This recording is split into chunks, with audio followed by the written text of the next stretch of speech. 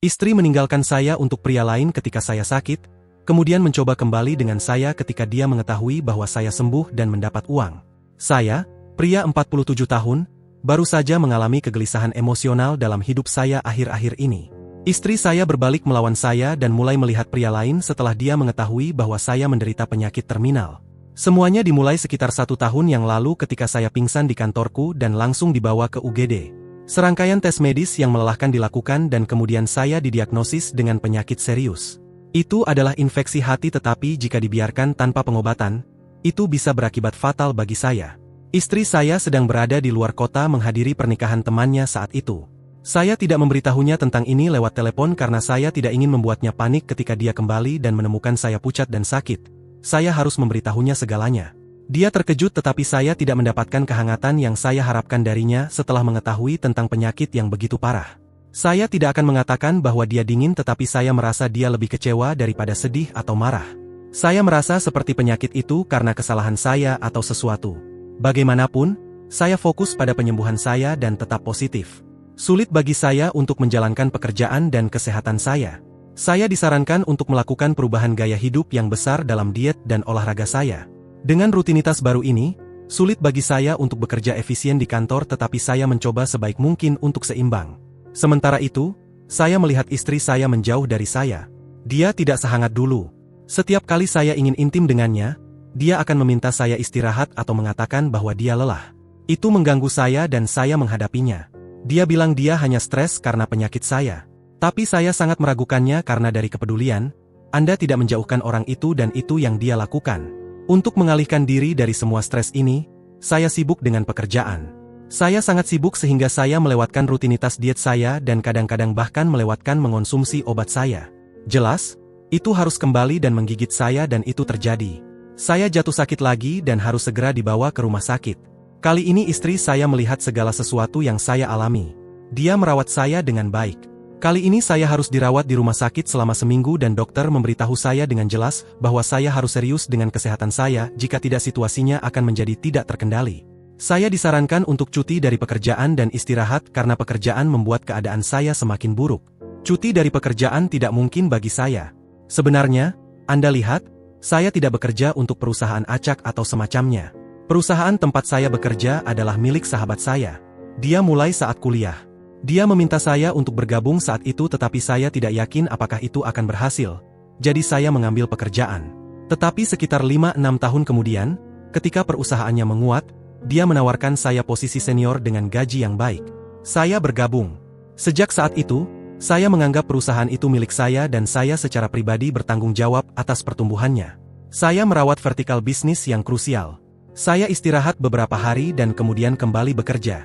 Suatu hari saya sedang membahas laporan saya dengan dokter lewat telepon dan sahabat saya, pendiri dan CEO perusahaan, mendengarnya.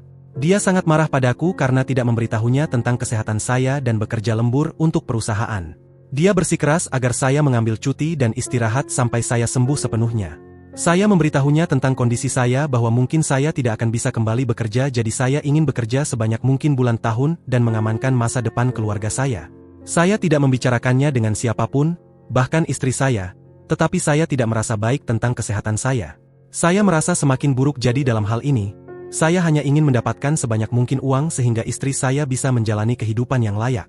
Saya menjadi emosional membahas hal ini dengan sahabat saya dan dia memberi jaminan bahwa Tuhan melarang jika ada sesuatu yang terjadi pada saya, dia akan merawat keuangan keluarga saya. Itu adalah jaminan besar bagi saya, tetapi saya tidak ingin membebani dia, tetapi dia bersikeras agar saya mengambil cuti dari pekerjaan tanpa pemotongan gaji selama 6 bulan, dan jika saya benar-benar ingin saya bisa bekerja kadang-kadang dari rumah. Saya pulang dan memberitahu istri saya bahwa saya tidak akan pergi bekerja mulai besok. Sebelum saya bisa memberitahunya tentang semua hal itu, dia bertanya apakah saya dipecat. Saya memberinya tatapan sinis dan berkata ya, karena kondisi kesehatan saya semakin memburuk. Saya ingin meringankan situasi ini dengan melakukan lelucon ini.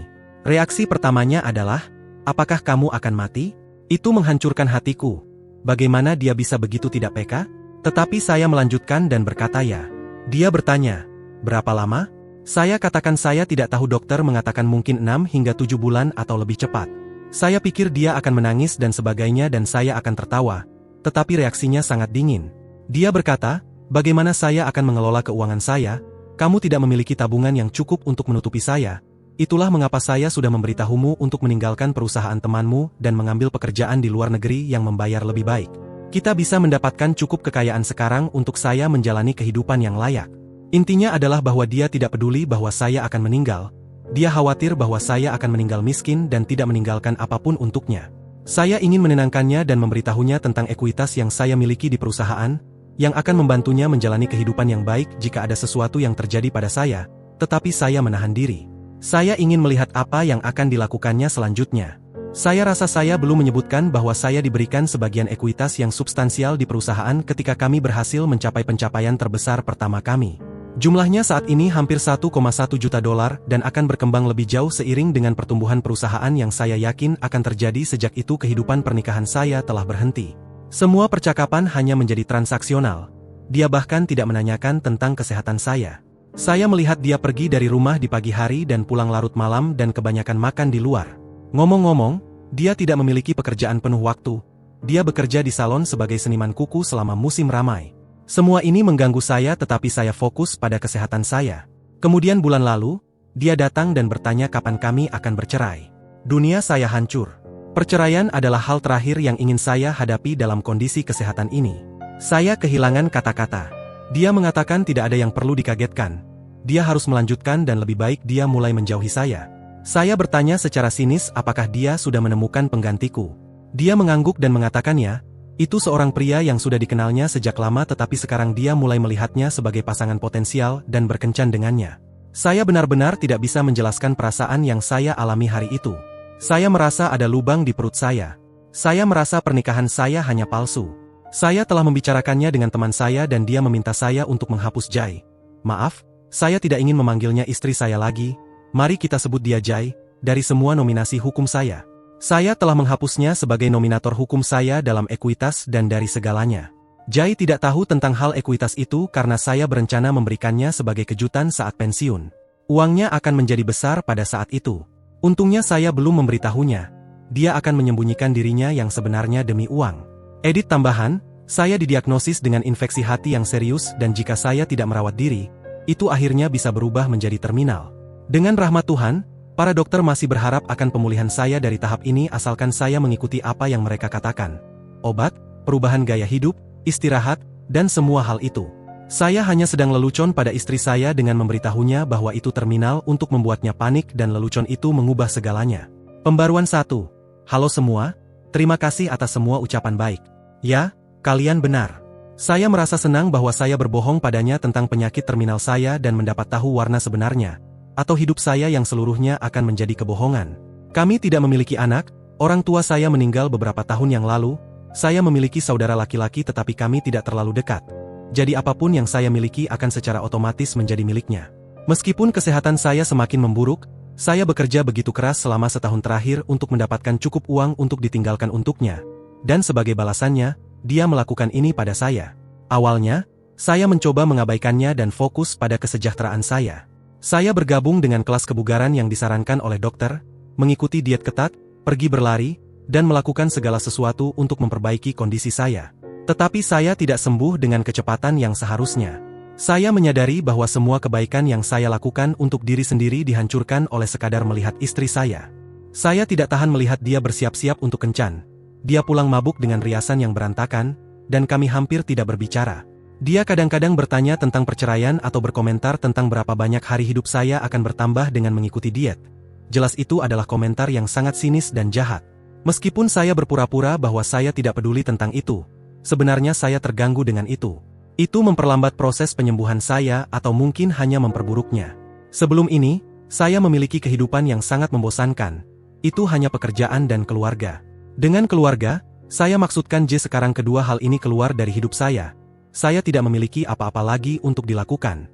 Teman saya menawarkan saya untuk pindah ke tempat tinggal atap kantor. Ini semacam pengaturan satu kamar tidur dengan ruang tamu kecil di mana kami biasa menghabiskan waktu untuk melepaskan stres setelah bekerja. Saya menerimanya karena tinggal di rumah membuat saya merasa sesak. Tinggal di sana akan membuat saya teralihkan. Setidaknya saya akan bisa turun ke kantor kapan saja dan bersantai dengan tim dan kolega saya. Hanya seminggu tinggal di sini membuat saya merasa jauh lebih baik. Ketika saya pindah, Jai bertanya apakah saya pindah secara permanen. Saya katakan sampai perceraian diselesaikan. Dia tidak menelepon saya setelah itu. Hanya ketika surat-surat perceraian sampai padanya, dia meninggalkan pesan suara dengan catatan terima kasih karena membebaskannya tanpa ribet. Proses perceraian kami berjalan lancar karena saya tidak memiliki sesuatu yang substansial untuk diperjuangkan. Saya memiliki, tetapi dia tidak tahu. Rumah tempat kami tinggal berada dalam sewa 10 tahun, sudah 8,5 tahun berlalu, tinggal 1,5 tahun lagi. Saya setuju untuk menambahkan namanya sebagai penyewa dan dia bisa menikmati tinggal di sana selama 1,5 tahun tanpa membayar sewa. Dia tahu bahwa saya tidak memiliki tabungan yang cukup dan saya memberitahunya bahwa saya menggunakan itu untuk bertahan selama sisa hidup saya dan diagnosis saya. Jadi ya, semuanya sudah selesai sebagian besar. Sekarang saya hanya fokus pada makan dengan benar dan menghadiri sesi kebugaran saya. Saya juga mulai bergabung dalam beberapa panggilan kantor penting melalui apartemen saya untuk membunuh waktu. Diagnosis terbaru saya menunjukkan perkembangan positif dalam kesehatan saya dan saya tidak bisa lebih bahagia. Sebelumnya saya selalu merasa bahwa saya mungkin tidak akan hidup lama meskipun dengan obat-obatan. Tetapi sekarang saya merasa jauh lebih positif dan saya menantikan kehidupan yang baik. Saya akan memberitahu jika ada perkembangan. Pembaruan 2. Halo semua, terima kasih telah menanyakan kabarku. Seperti yang saya sebutkan dalam pembaruan terakhir saya, perceraian saya sudah selesai dan saya biarkan mantan istri saya tinggal di rumah saya sampai sewa berakhir. Saya tinggal di rumah atap perusahaan untuk sementara waktu. Setelah perceraian, saya meninggalkan rumah tersebut. Saya hanya menyisakan barang-barang penting dengan saya dan barang-barang lainnya dikirim ke penyimpanan. Ya, ketika saya pulang untuk mengambil barang-barang saya, pacar Jai sudah pindah bersamanya. Dia berjalan ke arah saya dengan canggung dan mengatakan bahwa dia menyesal mendengar tentang penyakit terminal saya. Saya hanya tersenyum. Dia bertanya berapa lama saya punya waktu. Saya katakan saya tidak tahu, mungkin beberapa bulan lagi. Saya relatif tenang saat melihat pacar mantan istri saya. Mungkin saya sudah melanjutkan atau saya hanya diam-diam senang melepaskan istri penumpang bebas saya kepadanya.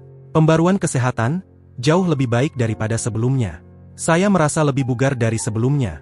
Saya telah lebih terlibat dalam pekerjaan kantor saya daripada sebelumnya. Tinggal di gedung kantor saya membuat semuanya jauh lebih baik. Saya bisa bekerja sesuai kenyamanan saya sendiri. Sekarang, setelah kesehatan saya stabil, saya berencana untuk melikuidasi sebagian ekuitas saya untuk menyusun hidup saya. Saya sedang mencari rumah untuk menetap. Sudah lebih dari 5 bulan saya tinggal di gedung kantor. Meskipun teman saya bersikeras bahwa saya bisa tinggal selama yang saya inginkan, saya tidak ingin memanfaatkan kebaikannya secara berlebihan. Di tengah semua ini, saya mendapat pesan dari nomor yang tidak dikenal, yang mengidentifikasi dirinya sebagai istri AP. Dia meminta pertemuan. Saya setuju. Ketika saya bertemu dengannya, dia bertanya tentang kesehatan saya. Dia terlihat agak terkejut dan mengatakan bahwa saya tidak terlihat seperti penderita penyakit terminal. Saya tersenyum dan bertanya kepadanya apalagi yang dia tahu tentang saya dan mengapa dia ingin bertemu dengan saya. Dia memberitahu saya bahwa suaminya berselingkuh dengan Jai selama lebih dari 2 tahun tetapi mereka menyembunyikannya. Setelah penyakit saya terungkap, dan mantan istri saya mendapat rumah, AP memberitahu istrinya tentang perselingkuhan itu, meninggalkannya, dan pindah ke rumah saya. Saya terkejut karena Jai tahu bahwa rumah itu disewa dan bukan dimiliki. Juga, dia hanya berpura-pura mencari pria lain karena penyakit saya tetapi sebenarnya dia telah berselingkuh dari saya jauh sebelum itu. Istri AP sangat terpukul oleh semua ini karena menurutnya, Jai telah memikat suaminya ke dalam perselingkuhan karena 2 tahun yang lalu dia menerima warisan dari ayahnya. AP terlihat cukup tua, mungkin di akhir 50-an dan mereka juga memiliki anak dewasa. Istri AP bersedia untuk berdamai dengan suaminya jika Jai meninggalkannya sendirian, dan oleh karena itu meminta bantuan saya. Saya bertanya kepadanya apakah dia yakin tentang ini karena AP telah berselingkuh dengannya selama 2 tahun. Dia menjawab ya. Karena dia tidak ingin keluarga yang hancur dan mereka memiliki rencana untuk pensiun bersama, dan sekarang dia tidak bisa membayangkan hidup sendirian di usia pensiunnya. Saya tidak menilainya sama sekali, itu pilihannya jika dia ingin kembali dengan suaminya yang selingkuh. Mereka belum bercerai. Saya memberitahu kebenaran tentang kesehatan saya dan dia sangat bahagia. Dia memberi selamat atas kesembuhan saya. Dia menanyakan rencana saya selanjutnya dan saya memberitahunya bahwa saya berencana untuk memiliki tempat sendiri. Itulah saat saya memberitahunya bahwa rumah tempat Jai dan AP tinggal bukanlah milik tetapi disewa selama 1,5 tahun ke depan. Matanya bersinar dengan semua informasi ini. Saya mengerti apa yang akan dia lakukan. Dia berterima kasih dan pergi. Keesokan paginya saya bangun dengan telepon saya berdering terus-menerus dari panggilan dan pesan Jai. Ada beberapa catatan suara yang mengatakan, "Mengapa kamu berbohong tentang kesehatanmu? Mengapa kamu tidak memberitahuku tentang kesembuhanmu? Kamu curang dengan menyembunyikan tentang hal ekuitas. Lucu sekali mendengar semua pesan panik itu. Dia kemudian mengunjungi kantorku. Saya melihatnya melalui ruang konferensi namun meminta resepsionis untuk membiarkannya menunggu beberapa jam. Saya tahu terdengar jahat mengatakan ini, tetapi saya menikmati melihatnya cemas. Meja telah berputar. Beberapa bulan yang lalu, saya menjalani hidup saya dalam kecemasan dan putus asa yang sama melihatnya bersiap-siap untuk kencan dan pulang mabuk larut malam. Ketika dia akhirnya diperbolehkan masuk ke ruang kantorku, dia masuk dengan cepat dan berteriak pada saya. Hal yang sama yang dia katakan di pesan suara. Saya mendengar setiap kata. Malahan, saya menikmati kemarahannya. Itu datang dari tempat penderitaan. Saya tersenyum padanya dan bertanya berapa lama dia berselingkuh dari saya. Dia berdiri diam. Dia mencoba berbohong bahwa itu hanya setelah penyakit saya. Saya memberinya tatapan bahwa saya tahu semuanya. Saya memintanya untuk mengaku segalanya. Memberitahunya bahwa saya tahu dia telah bertemu dengan AP selama 2 tahun. Saya bertanya apakah dia bersama saya hanya karena uang. Dia mengakui bahwa itu hanya pertemanan biasa yang tidak berarti apa-apa. Itu hanya setelah berita tentang penyakit terminalnya bahwa dia tidur dengan AP. Saya seperti, keren, ini yang kamu lakukan saat suamimu sedang sekarat, kamu tidur dengan pria lain. Dia masih berbohong. Saya meyaksa dia untuk berbicara jujur. Dia mulai menangis dan memohon untuk kembali bersama. Dia mengatakan bahwa saya tidak memiliki tabungan yang substansial sehingga ketika dia mengetahui bahwa AP mewarisi kekayaan $1 juta dari ayahnya, dia pergi ke belakangnya. Tetapi AP tidak siap meninggalkan istrinya sampai Jai membuktikan dirinya layak dan bukan pencari emas. Jadi, dia menawarkan untuk memberikan rumah kepada AP jika dia meninggalkan istrinya dan menikahi Jai. Jadi dia berencana untuk menipu dia juga tetapi istri AP menemukan saya dan menjatuhkan bom kebenaran tepat pada waktunya. Saya tersenyum dan memintanya untuk pergi. Dia meminta bertemu untuk makan malam. Saya menolak dan memintanya untuk pergi. Dia berkata, sekarang setelah semuanya teratasi, mari kita kembali bersama dan memulai kembali hidup kita. Sekarang saya tidak punya keluhan dari kamu. Dia mencoba menggunakan air matanya untuk mendapatkan persetujuan atas permintaannya tetapi dia lupa bahwa dia tidak lagi istri saya, dan bahwa saya tidak akan mengalah pada semua tuntutannya. Saya memintanya untuk pergi atau saya akan memanggil petugas keamanan.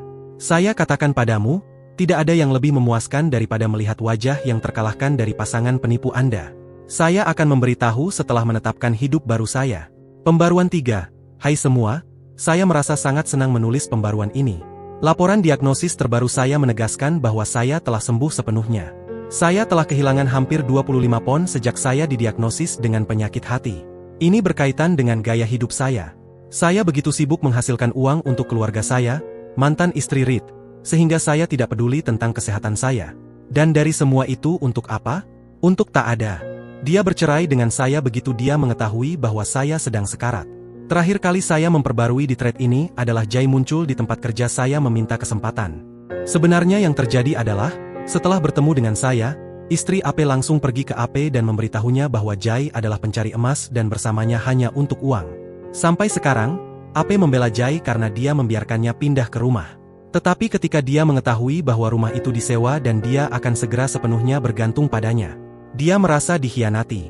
Ada beberapa kebohongan lain yang diucapkan Jai padanya, untuk memanipulasinya ke pangkuannya. Memang dia di belakangnya untuk uang warisannya tetapi istri AP bertekad untuk tidak membiarkan uang itu pergi ke Jai karena itu untuk anak-anaknya. Akhirnya, istri AP berhasil mengusir Jai dari kehidupan AP. Saya tidak tahu apa yang terjadi antara AP dengan istrinya dan keluarganya. Istri AP dulu sering berhubungan dengan saya dan memberi saya update tetapi sekarang kami tidak berbicara. Saya beberapa kali bertanya bagaimana dia bisa memaafkan perselingkuhan suaminya tetapi dia enggan untuk menjawab pertanyaan pribadi jadi saya tidak bertanya lebih lanjut. Mantan istri mencoba segala cara untuk berdamai dengan saya, telepon, email, pesan. Ketika itu menjadi terlalu banyak, saya memblokirnya dari semua platform. Ketika dia mengetahui bahwa saya akan mendapatkan tempat untuk diri saya sendiri, dia muncul di kantorku dan mengirimkan bunga dan hadiah ke tempat kerja saya. Masalahnya, dia tidak memiliki pekerjaan. Sewa rumah akan berakhir dalam waktu beberapa bulan. Saya mendengar dari salah satu tetangga saya bahwa Jai telah menyewakan salah satu ruangan rumah kepada seorang lajang selama lebih dari setahun. Sewa itu mencakup biaya-biaya lainnya. Saya tidak tahu bagaimana dia bisa bertahan tanpa penghasilan. Mungkin dia berselingkuh dengan pria lain untuk hal-hal lain. Bagaimanapun, sekarang saya percaya bahwa segala sesuatu terjadi dengan alasan. Alasan yang baik. Kesehatan saya sudah teratasi. Saya telah membeli tempat untuk diri saya sendiri. Ini adalah sebuah penthouse 2 kamar tidur kecil tetapi nyaman dan saya telah mendesainnya sesuai selera saya. Saya tidak bisa lebih bahagia. Banyak dari Anda, bahkan teman-teman dan keluarga saya menyarankan agar saya mulai berkencan lagi, atau setidaknya mulai bertemu dengan wanita. Saya belum melakukannya. Beberapa junior kantor merekomendasikan platform media sosial, terutama untuk kelompok usia 45 tahun ke atas yang sedang memulai kembali hidup mereka sebagai 2.0. Saya telah menginstalnya tetapi tidak begitu yakin tentang terlibat dalam permainan kencan modern. Orang-orang juga telah memperingatkan saya tentang penipu di situs kencan ini, jadi saya agak takut. Saya hanya tidak ingin terlibat dalam masalah baru lagi. Setiap tips atau saran sangat dihargai. Terima kasih atas semua dukungan dan saran. Sekarang mari kita lanjut ke cerita berikutnya. Cerita 2. Menemukan istri saya pergi bulan madu dengan AP-nya, setelah pernikahan kami. Kemudian saya pergi ke tempat kerjanya dan membongkar mereka. Saya, pria 29 tahun, baru saja pindah ke kota baru. Itu terjadi selama salah satu malam berusaha mengenal lingkungan baru bahwa saya bertemu dengan istri saya saat ini. Kami kemudian berkencan selama setahun sebelum segera menikah. Tahap awal hubungan kami cukup mirip dengan pernikahan baru lainnya. Penuh kebahagiaan, penuh kasih sayang satu sama lain, dan ingin menghabiskan setiap kesempatan bersama. Tetapi beberapa bendera merah sudah mulai muncul di latar belakang. Saat berkencan, istri saya memiliki pekerjaan yang menguntungkan yang dilengkapi dengan banyak tunjangan dan manfaat yang akan turun padaku karena menjadi separuh yang lebih baik dari istri saya memperkenalkan saya kepada bosnya dan tampaknya semuanya berjalan baik karena kami berdua menyukai. Saya harus berperan sebagai suami yang mendukung karena pekerjaan istri saya melibatkan banyak perjalanan ke berbagai negara bagian untuk pertemuan. Saya tidak terlalu mempermasalahkannya, karena biasanya tim bepergian bersama dengan bos mereka di samping. Saya tidak pernah mengeluh sampai suatu saat, 2 minggu setelah pernikahan ketika istri saya berbicara tentang pergi dalam perjalanan bisnis bersama bosnya. Tampaknya wajar saja bahwa kami menghabiskan sedikit lebih banyak waktu bersama karena kami masih dalam fase bulan madu. Saya menyebutkan hal yang sama padanya dan bahkan mencoba menghentikannya, tetapi malah terjadi pertengkaran sengit. Kami belum pernah bertengkar sebelumnya. Dia menyebut saya tidak masuk akal dan saya tidak sedikit bertanya-tanya tentang perjalanan bisnis ini. Pada akhirnya, dia pasti masih bepergian dengan bosnya, sepenuhnya mengabaikan perasaan saya. Merasa sedih, saya meminta saran dari teman-teman saya dan pandangan mereka tentang masalah ini. Bersama-sama, mereka semua mencurigai bahwa ada sesuatu yang tidak beres. Ini hanya meningkatkan rasa ingin tahu saya, tetapi saya tidak punya pilihan selain menunggu kepulangannya. Karena sia-sia mencoba membicarakan serius dengan dia saat itu. Dia kembali setelah seminggu. Saya bersikap tenang untuk menghindari kecurigaan apapun. Saya mencoba membuka kunci ponselnya ketika dia tidur tanpa hasil. Dia telah mengubah PIN-nya. Tidak patah semangat, saya diam-diam memperhatikan gerak-geriknya selama beberapa hari ke depan dengan harapan mengambil kembali PIN tersebut. Itu menjadi kenyataan ketika saya melihatnya memasukkannya dan menguasainya. Ketika saya mendapatkan ponselnya selanjutnya, saya tidak siap untuk apa yang saya lihat. Istri saya telah mengubah nama bosnya menjadi nama seorang wanita. Tetapi saya dapat menghubungkan titik-titiknya karena sifat percakapan dan benang-benang serta banyak foto telanjang yang dipertukarkan di antara keduanya. Anda bisa membayangkan kejutannya. Dia telah berbuat tidak jujur sepanjang waktu. Saya merasa begitu terpatahkan dan bingung. Perjalanan bisnis yang disebutkan adalah apa yang dia anggap sebagai bulan madu sejati. Itu kata-kata yang tepat yang dia gunakan saat mengobrol dengan bosnya. Sekarang menjadi jelas bahwa dia menikah dengan saya untuk menyembunyikan desas-desus yang beredar tentang kencan bosnya, seorang pria yang sudah menikah. Tiba-tiba JT menyadari bahwa semua tunjangan dan perlakuan istimewa yang dia terima dari bosnya, karena perselingkuhannya dan bukan atas dasar prestasi. Bagaimana bisa saya begitu mudah tertipu tetapi siapa yang berpikir dengan jernih ketika begitu dalam cinta dan pada tahap awal pernikahan yang penuh harapan, impian, dan rencana bersama? Saya mengunci tangkapan layar dan mengirimkannya ke ponsel saya sebagai bukti, dan diam-diam menghapus jejak tindakan ini. Saya tidak yakin apakah kemarahan saya yang membuat saya membalas dendam tetapi saya hanya tahu meskipun dia menyakiti saya tidak bangga dengan apa yang saya lakukan setelahnya. Saya mengambil komputer istri saya dan menyunting presentasinya yang harus diserahkan keesokan paginya. Saya memutuskan untuk menambahkan foto intim dari dia dan bosnya dari bulan madu terbaru sebagai slide kedua, meninggalkan segalanya tidak tersentuh, dan seperti yang diharapkan. Keesokan paginya dia pergi kerja dengan presentasinya tanpa curiga. Sekitar 1 jam kemudian, saya menerima telepon dari istri saya yang sangat panik dan histeris. Dia telah melakukan presentasi dan malah membongkar dirinya dan bosnya kepada semua orang.